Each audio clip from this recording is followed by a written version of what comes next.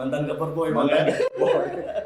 Kalau sekarang nggak ada lagi cover boy. Nggak Ada lagi cover boy. Semua sudah jadi artis tuh memang enak.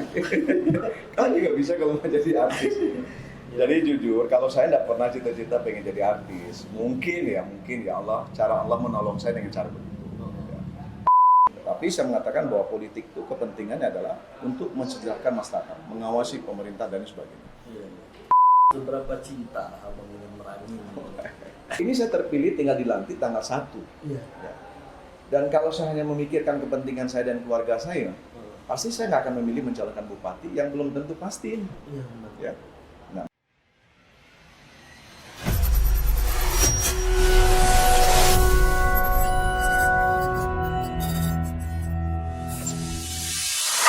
Assalamualaikum warahmatullahi wabarakatuh. Selamat datang di Ngopi Bersamo. Di Ngopi Bersamo kali ini kita sudah kedatangan tamu yang sangat istimewa, abang kita semua, calon kuat Bupati Merangin 2024-2029, Abang Haji Muhammad Sugioto SHMH. Selamat datang, Bang. Rizky, apa kabar? Rizky, Bang, izin Bang ya, kita bakal ngobrol ke depan nih, Bang, mengenal lebih dekat sosok Bang Syukur.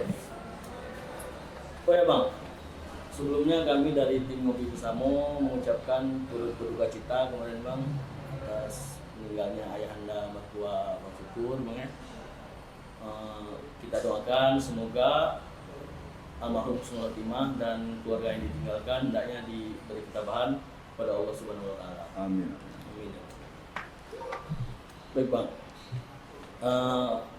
Mungkin kan di sini masih banyak yang belum tahu nih, Bang. Abang dulu sekolah di mana aja dulu, Bang? Oh, emang di sini nggak tahu saya sekolah di mana? Tahunya SD, Bang, di Sungai Manau. Jadi Ki, saya sekolahnya itu SD di Sungai Manau.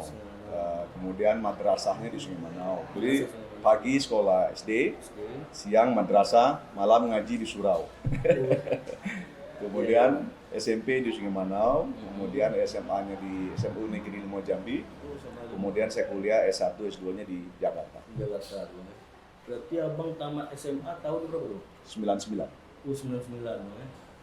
Masih muda kok. Masih muda, Bang ya. Abang kan lahir 15 Juli 1981, Iya. kalau salah, 43 tahun. Berarti memang perwakilan milenial banget, ya kan? Satu-satunya calon bupati kita kan. Nah, Bang, waktu abang dari SMA gitu kan, berarti kuliah langsung di Jakarta tuh, Bang? Langsung, jadi begitu tamat SMA, saya kan dulu pengennya jadi tentara. Jadi sempat, ya sebenarnya itu pengen tamat sekolah itu bisa ada pekerjaan. Jadi saya tahu orang tua mungkin susah gitu ya, mau kuliah pasti rasanya nggak mungkin bisa. Jadi saya pikir yang penting saya punya pekerjaan. Nah, satu-satunya yang saya anggap dan sesuai juga dengan background saya waktu itu, saya senang olahraga dan semacam. Dan ya udah, saya pengen jadi tentara aja lah, jadi tentara atau polisi. Waktu tes pertama dulu saya jadi tes tentara atau akabri, saya udah lulus tuh di Jambi. Udah lulus Jambi, Bang. Tinggal dikirim ke Magelang waktu itu. Nah, ada proses tertentu yang nggak bisa saya ceritakan di sini ya. Oh iya. Nah, akhirnya sudah saya mundur aja. Oh gitu. Kemudian baru ada lomba model dulu di Jakarta. Waktu itu ada acara adat budaya. Jadi saya diminta oleh Pemda Jambi untuk menjadi pengantennya. Nah, waktu itu masih gubernurnya Pak Abdurrahman Sayuti marhum. Oh iya. Nah, kemudian lomba Jakarta kita menang. Kemudian dalam event itu ada namanya Model Indonesia. Di Model Indonesia itu saya diajak, ada almarhum Mas Kiki namanya di Jambi. Mas Pur ikut aja. Nah, saya ikut tuh Model Indonesia. Waktu itu ada yang sekarang sudah terkenal tuh, ya, senior model. Nah, dan saya menang waktu itu, juara favorit. Nah, kemudian lanjut tuh, setelah itu saya ikut cover boy. Jadi Ki begini-gini nih, saya tercatat loh. Mantan cover boy, Mantan Bang. boy. Kalau sekarang nggak ada lagi cover boy. Nggak ada lagi cover boy. Semua sudah cover boy semua. Nah, itu awalnya itu, baru main film dan semacam, baru kuliah. Ya, saya juga dapat informasi nih, Bang. Abang dulu atlet poli juga kan, Bang? Oh ya. Pernah mewakili provinsi Jambi juga kan? Nah. Gimana, Bang, pengalaman Bang main poli? Iya, karena dulu kan kalau olahraga kampung itu kan rata-rata bola voli ya, bola kaki, Ya. tenis meja, dan saya mengalami bola voli. Jadi SMP saya sudah dikirim ke Jambi. SMP sudah kirim ke Jambi, kemudian SMA di Jambi saya bergabung dengan klub Ipokat, namanya itu paling terkenal ya.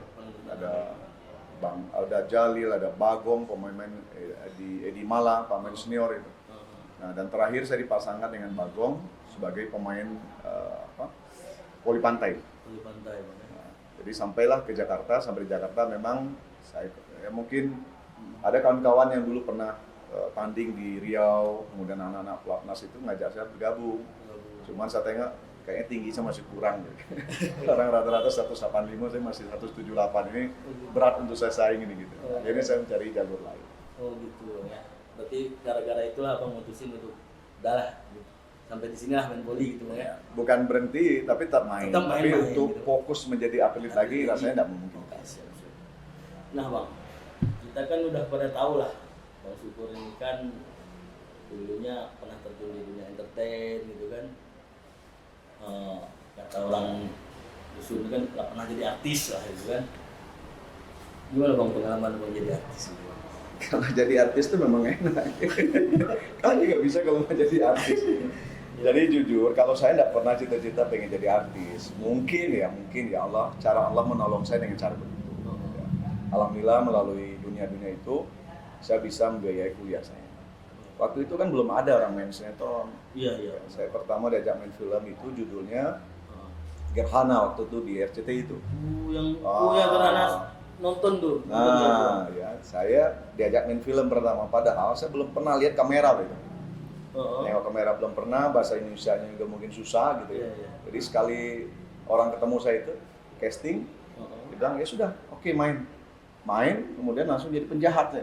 Jadi penjahat. Tapi kalau orang-orang nengok ini ya, saya nggak tahu lebih penjahat mana saya antar saya dan Diki. Nah, itu awalnya. Terakhir saya main film itu sinetron judulnya Nyai Dasima. Nah, itu bintangnya dulu Bunga Zainal. Oh, kalau layar lebar ada dulu? Ada berapa layar lebar? Saya lupa judulnya. Termasuk saya pernah main Catatan Si Boy. Catatan Si Boy yang terkenal dulu kan. Gini juga catatan. Sudah jadi Couple Boy, Catatan Si Boy. Catatan Si Boy. Memang boy jadi Couple Boy banget Bang Syukur kita lihat. Nah Bang, Abang waktu kuliah di Jakarta gitu Bang. Nah, berkeluarga tahun berapa sih Bang? Saya nikah itu sekarang sudah terhitung hampir 18 tahun. Oh, 18 tahun. Berarti saya umur 26 tahun senikah. 26 tahun. Tapi kalau boleh dulu saya nikah ya mungkin dimundur-mundur lagi mungkin lebih. Nah, habis dari dunia hiburan nih kan Bang. Abang kalau saya nggak salah tuh 2009 terjun nih ke dunia politik nih. Pertama kali Abang menjadi anggota DPD gitu kan. Nah, waktu Abang mencalonkan anggota DPD pertama kali, Bang, apa sih yang meyakinkan Bang Syukur? Jadi gini, dulu kan DPD itu lahir pasca reformasi 2004. Ya. 2004 kan saya nggak biasa ikut. Nah, jadi kawan-kawan di kuliah, di kampus, kita diskusi. Ini kita ngeliat DPD ini prospek luar biasa nih ke depan untuk demokrasi kita kan, karena dia tidak mewakili partai politik. Jadi orang individu kan boleh mencalonkan diri. Artinya saya berpikir waktu itu, inilah tempat-tempat orang yang punya idealis, yang tidak bisa diatur gitu ya, dalam konteks beda ya. Nah, akhirnya saya bilang, ini paling pas ini untuk memperjuangkan kepentingan daerah. Walaupun jujur sebenarnya waktu itu saya belum begitu memahami dalamnya DPD itu seperti apa sih peranan DPD itu dalam memperjuangkan kepentingan daerah. Cuman yang saya pikir waktu itu perwakilan daerah ini harus terwujud dan bisa membantu kepentingan daerah. Nah, maka saya memilih DPD RI waktu itu 2009 dan saya tidak punya pengalaman politik waktu itu. Dan lawannya luar biasa, mantan anggota DPR, mantan bupati. Alhamdulillah 2009 itu terpilih dengan nomor urut 2 terbanyak. 2 terbanyak itu, luar biasa.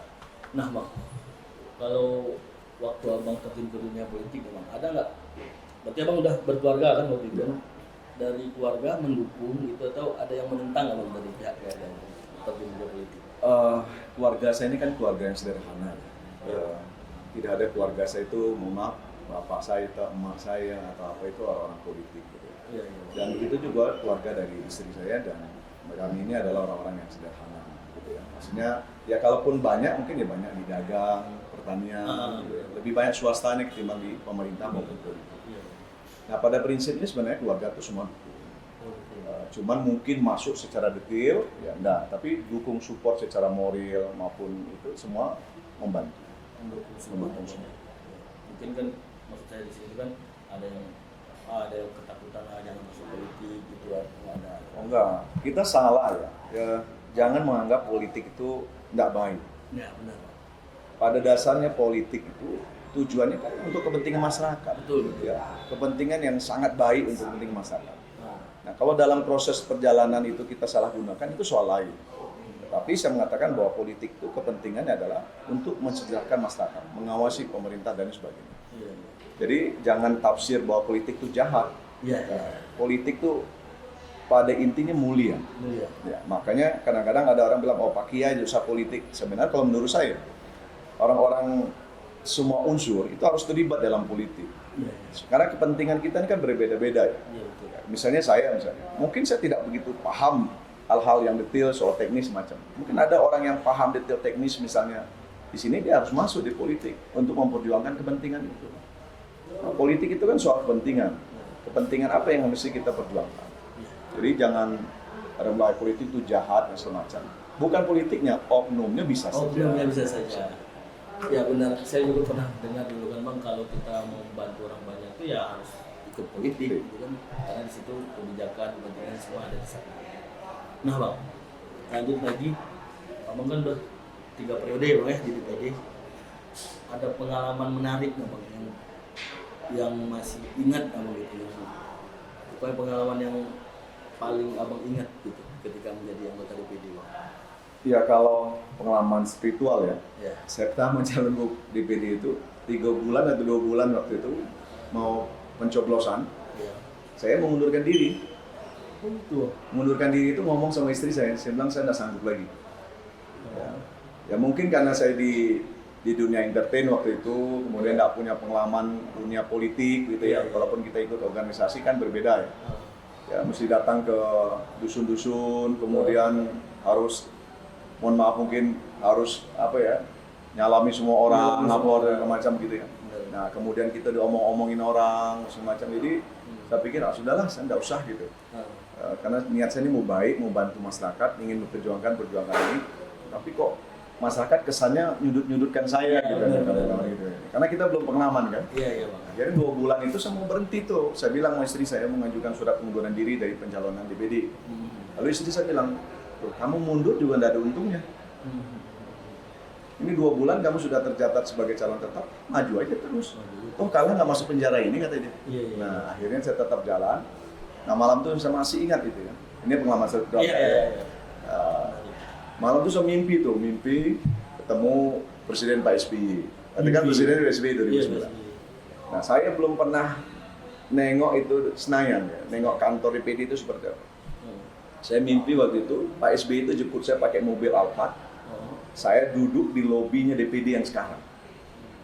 Nah, terus saya bilang sama istri saya, nah ini udah insya Allah terpilih. Itulah pengalaman virtual saya sebagai anggota DPD ya. Nah, ini yang menarik nih gini Bang. Abang kan sebenarnya udah kepilih kembali nih kan di anggota DPD untuk periode yang keempat. Terus ya ibaratnya gini Bang, yang nggak habis pikir ya bagi kita nih kan. Abang sudah kepilih, sudah berkontestasi, terus kepilih, terus istilahnya udah nyaman lah gitu. Untuk 5 tahun ke depan abang jadi anggota DPD lagi, abang bisa berpolitik lagi di situ gitu. Nah abang bisa beraninya ngambil keputusan untuk meninggalkan itu semua, terus berkontestasi lagi di pilkada gitu kan. Nah pertanyaan saya gini Bang, seberapa cinta abang dengan Merangin? Jadi begini, saya tuh kadang-kadang tuh ya kita nih manusia biasa ya. Kadang-kadang tuh yang disampaikan orang tuh kadang-kadang sedih juga ya. Kadang-kadang orang bahasanya kurang enak didengar. Kadang-kadang kesannya tuh fitnah, kesannya itu cemooh gitu ya. Padahal sebenarnya kalau orang itu mau mendalami betul, ya, artinya kata orang mudik ini taunian dia, gitu ya. Taunian hati syukur itu, saya yakin dia nggak akan lari dari sana. Dia nggak akan berkata seperti itu. Kita bayangkan gitu ya.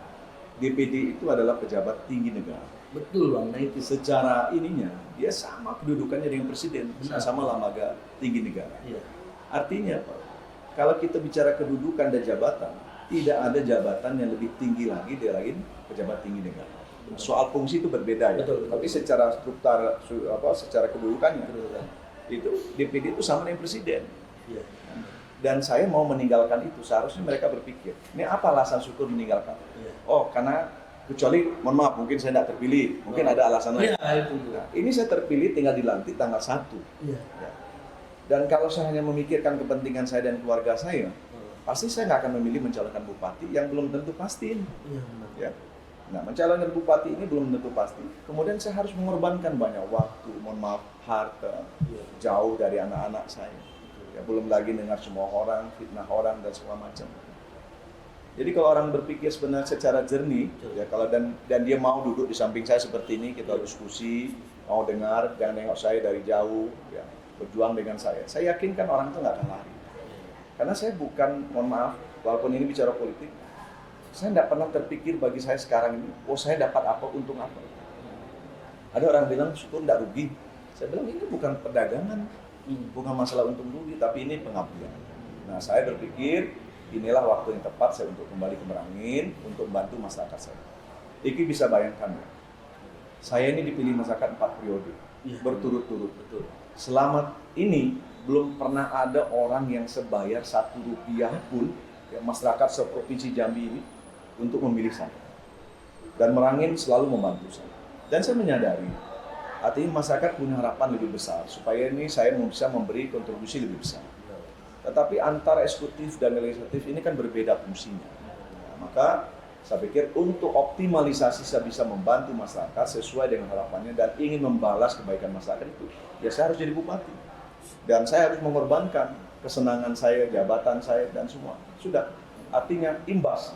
15 tahun saya menikmati apa yang sudah dibantu masyarakat kepada saya. Dan ini saatnya saya kembali ke Merangin untuk membantu masyarakat. Nah, supaya program, ya, perencanaan itu bisa matang. Supaya di pikiran saya mudah-mudahan Merangin ini lebih baik sesuai dengan rencana kita. Gitu. Bang, sebelum kopi kita mulai. Boleh? Ini kopi bayar nggak? Udah ditanggung Oh, sama ownernya tadi bang.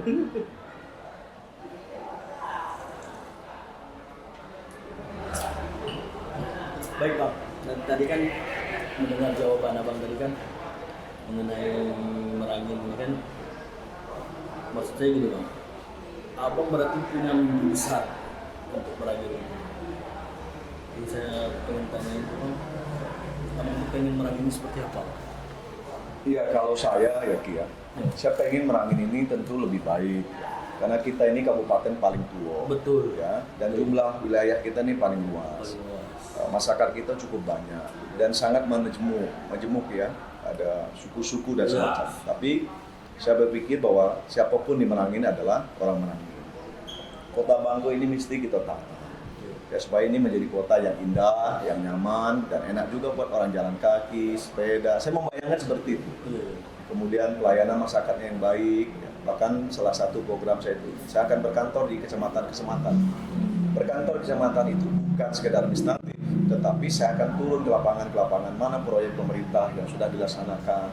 Kemudian program-program termasuk PKH yang pemerintah pusat itu tetap saya cek, BLT dan semacam, betul tidak ini sampai pada masyarakat. Jadi sebagai bupati saya tidak hanya mendengar asal Bapak senang. Jadi kita turun ke masyarakat. Jadi semua program itu harus tepat sasaran. Dan lihat apa kebutuhan masyarakat sebenarnya. Apakah di situ paling penting apa? Nah, saya ingin membuat Merangin itu, maka visi saya bilang kemarin itu adalah menuju Merangin baru. Merangin baru. Nah, Merangin baru itu kalau boleh saya memutar waktu ya. Ini bahasa kiasan ya. Kalau boleh memutar waktu itu, saya ingin tata kembali ini dari awal. Ya. Baik tata ruangnya, pembangunannya dan segala macam. Kalau boleh, saya ingin ini saya taruh di mana sehingga ibarat arsitek ini membangun rumah itu sudah ada gambarannya. Ada gambarannya sehingga nanti bentuk rumah kita itu sudah jelas. Bagaimana pemerintahan, bagaimana infrastruktur, bagaimana pendidikan, kesehatan dan semacam. Ini memang tertata dengan rapi. Artinya roda pemerintahan sekarang sudah berjalan dengan baik. Tetapi saya pikir kita bisa lebih baik asal kita mau kerja sama-sama. Pemerintah yang terbuka dengan masyarakatnya, program-programnya mesti disampaikan ke masyarakat. mahasiswa-mahasiswa harus terlibat di dalam kebijakan-kebijakan. Maka saya bilang, insya Allah nanti saya kan banyak sebagai anggota DPD ada kesempatan untuk luar negeri. Saya lihat orang-orang luar itu, setiap programnya itu disampaikan ke mahasiswa terbuka. Ini loh yang akan saya lakukan. Menurut Anda gimana? Kadang-kadang ide yang cemerlang itu bukan datang dari bupatinya, bisa saja dari, mohon maaf ya, tukang angkat guru, bisa aja dari tukang ojek. Hal-hal yang tidak terpikir oleh kita. Gitu. Nah, jadi pemerintah itu betul-betul melayani itu sangat penting. Nah, ini yang saya ingin membawa Merangin ke depan itu lebih baik. Supaya orang datang ke Merangin ini, dia melihat, oh ada sesuatu yang baru dari Merangin. Merangin tidak seperti dulu lagi. Pembangunan lebih baik, pelayanan lebih baik, kotanya bersih, rapi, masyarakatnya ramah. Ya, kemudian aparatur pemerintahannya betul-betul melayani masyarakatnya, dia jemput bola. Bupatinya datang ke kecamatan-kecamatan, di desa-desa, dia pastikan bahwa pelayanan itu berjalan dengan baik, sesuai dengan peruntukannya. Nah, mohon maaf, mungkin ya tidak ada lagi tuh sawer-sawer untuk yang tertentu. Ya. Nah, apalagi kita sekarang sudah digital, nah, pelayanan anak-anak muda itu lebih mudah. Kalau bisa itu dilayani secara digital, online, ya sudah kita layani, tidak perlu harus masyarakat susah-susah harus ke kantor. Nah, itu yang semau sebenarnya. Wah, amin lah ya. Terus kita doakan semoga Bang Syukur menjadi Bupati Merangin 2024-2029. Amin. Nah, Bang, mengenai pemilihan Abang, kan saya ngikutin media juga nih kan Bang, Abang milih untuk paling ya termasuk calon bupati paling cepat lah, satset lah kata orang gitu. Abang langsung memilih wakil ke Pak Abdul Kapit kan. Nah, apa yang meyakinkan Abang gitu? Jadi begini, kan orang kadang-kadang saya itu tipikal orang kalau sudah iya, enggak. Jadi kalau saya pertama ketemu orang, kemudian orangnya oke, ya sudah jalan. Saya nggak pernah berpikir macam-macam. Maka dengan Pak Kapit kita ketemu, saya hanya satu klik saya lihat dari Pak Kapit. Dia bilang, Mas Syukur, saya ini umur sudah cukup. Ya, artinya saya menjalankan sebagai abdi negara ini sudah mulai dari camat. Mulai dari camat, pegawai biasa, camat, kepala dinas, sampai sekda, wakil bupati, anggota DPR. Sebenarnya tidak ada lagi yang kurang dari saya. Menurut beliau ya. Tetapi saya ada merasa sesuatu sepanjang Tuhan masih memberi kesehatan pada saya, kemampuan, kenapa nggak terus saya mengabdi pada negeri ini? Ya, sepanjang itu diberi kepercayaan oleh masyarakat. Dan bahkan Mas Syukur katanya dia, saya punya hotel. Dan hotel itu sudah saya jadikan pesantren. Buat saya berarti ini orang sudah selesai dengan dirinya. Saya juga berpikir seperti itu. Saya sudah selesai dengan diri saya. Saya nggak pernah berpikir macam-macam. Saya nggak pernah merasa rugi apa yang saya keluarkan. Yang penting bagaimana caranya masyarakatnya lebih baik. Nah, klik itulah yang saya pegang dari Pak Kapit. Berarti ada masa transisi orang yang sudah tidak lagi berpikir macam-macam. Dia hanya berpikir saya ingin membantu masyarakat. Dia terlepas dari semua itu. Amal manusiawi itu wajar. Tapi ketika dia mengatakan itu, itulah yang saya pegang dari Pak Kapit. Akhirnya kita bismillah, kita jalan. Nggak ada komitmen apa-apa, mamah ya, nanti saya kalau jadi bupati palingnya saya, sekdinnya dia, gitu ya. Atau nanti palingnya sini jatah saya, ini jatah saya. Nggak ada selitit pun antara saya dan Pak Kapit membahas itu. Yang saya bahas dengan Pak Kapit, kita menjalankan roda pemerintahan ini sama-sama. Ya, susah sama-sama, senang sama-sama. Kalaupun ada rezeki buat kita sama-sama. Itu paling intinya. Kalau mau dibikin perjanjian, mohon maaf ya, nggak tahu kalau orang sebelah ya, misalnya bikin perjanjian pakai materai, emang mau tuntut kemana di pengadilan? Iya. Yang kita pegang ini kan pemimpin itu ucapannya. Siap. Dan itulah yang saya jalankan dengan Pak Kapit sampai hari ini. Minum ya? Silakan. Kayaknya Ricky lebih haus daripada saya. Mungkin sesuai porsi badannya gue. Benar Bang. Orang besar kan harus banyak minum air putih Bang. Orang besar harus berpikiran besar. Dan berjiwa besar. Ini dalam yang serius ya. Nah ini pengen yang nyantai-nyantai aja pertanyaannya. Abang di Merangin nih Bang, ada nggak makanan khas Merangin yang jadi favorit Abang? Saya makan itu sebenarnya saya tipikal orang apa aja saya makan.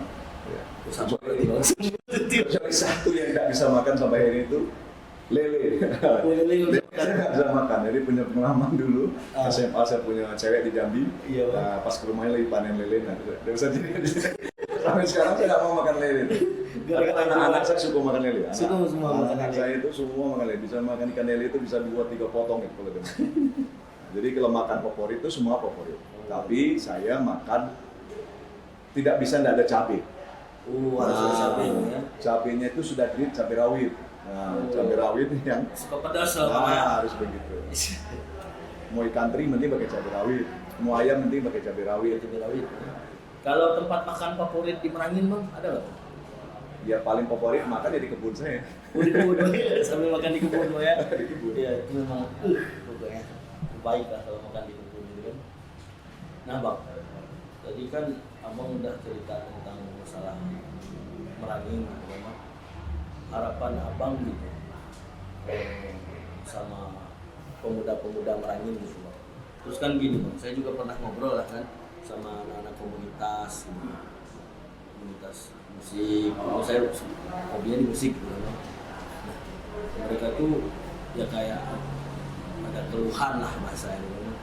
Ya nggak ada wadah gitu, nggak ada tempat, nggak ada panggung gitu. Padahal kalau kita lihat Merangin ini banyak kan istilahnya yang berbakat gitu.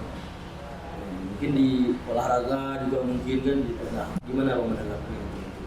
Iya, memang ke depan itu tantangan kita adalah untuk milenial, anak-anak muda yang sekarang. Ya, jadi saya pikir anak-anak muda memang harus terlibat di politik ini, ya supaya memang ini bisa mewakili mereka.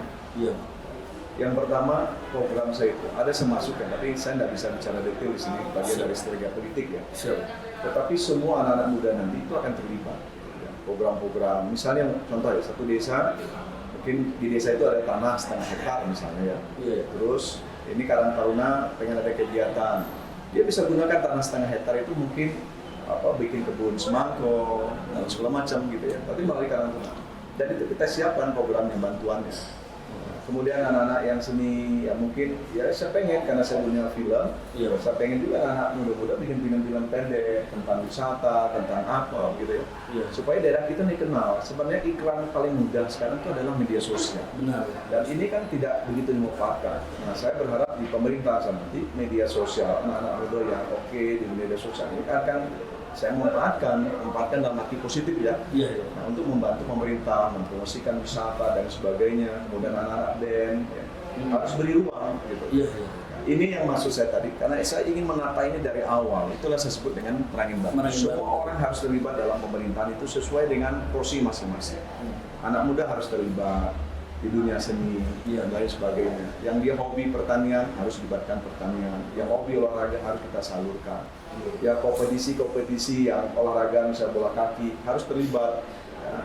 Kalau misalnya bisa divisi berapa, paling enggak sekali setahun atau 6 bulan sekali itu ada kegiatan sehingga kita bisa menyaring anak-anak muda ini yang memang dia punya bakat, tetapi kan tidak bisa salurkan, tidak ada marketing yang bisa membantu dia. Nah harapan saya, pemerintah saya besok bisa membantu ini. Iya. Nah, maka salah satu program saya itu, kadang-kadang mungkin dianggap orang sebelah mata. Saya siapkan itu tempat kelompok belajar atau tempat khusus supaya anak-anak muda ini menguasai bahasa asing.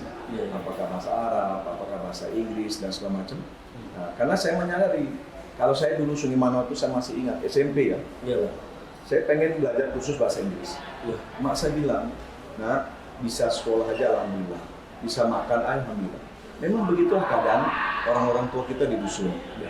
Mungkin dia punya kemampuan, tapi dia tidak terpikirkan mengarahkan anaknya ke depan ini seperti apa.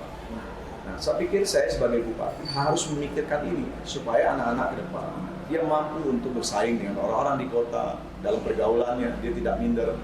Jadi kata orang Jepang, Indonesia itu orang baik-baik, tapi orang Indonesia itu kurang percaya diri. Nah, jadi katanya orang Jepang tidak sombong, tapi percaya diri.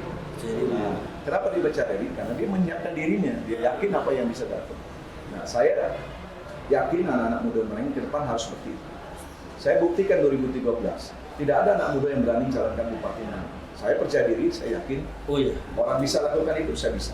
Iya. Nah, begitu sampai hari ini, saya yakin mewakili anak muda, saya calon bupati dan saya yakinnya bisa membawa Merangin lebih baik. Itu bukan sombong, tapi percaya diri. Percaya diri apa? Kita punya latar belakang, punya perencanaan. Nah, saya berharap anak-anak muda juga berpikir seperti itu. Yang di dunia entertain seni, saya yakin film saya ini bisa membumi. Cerita saya ini baik dan wisata saya begini-begini. Sebenarnya kita tidak ada yang kalah dari orang lain. Cuma memang kita ini salah satu yang saya lihat promosinya juga kurang. bikin film sekarang mudah. Ya, kamera biasa tapi cerita menarik dan semacam ini bisa. Nah, saya mau besok saya mau membantu anak-anak muda yang seperti ini, yang punya kreativitas. Kemudian saya lihat ini luar biasa nih. Nah, kita harus support. Dan itu ada porsi anggarannya yang saya siapkan. Tapi saya tidak menyampaikan di sini supaya nanti tidak menjadi perbincangan yang mengada-ngada. Yes. Nanti kalau diskusi yang tempat umum, begitu setelah jadi bupati, ini loh buat anak-anak muda yang senang olahraga, di sini Anda bisa gunakan. Contoh di desa itu kan nggak boleh katanya untuk kegiatan olahraga, ya kan? Nah, nanti kita kasih porsi pada desa. Dia anak-anak muda yang jago bola kaki di sini ada ruang buat mereka. Nah, program ini yang kita ingin bantu karena hampir mayoritas masyarakat kita malam ini hobinya bola kaki, bola voli dan lain sebagainya harus disalurkan. Paling tidak, paling terburuk dengan kegiatan-kegiatan yang olahraga ini menjauhkan mereka dari narkoba. Iya, benar sekali. Begitu, Ricky.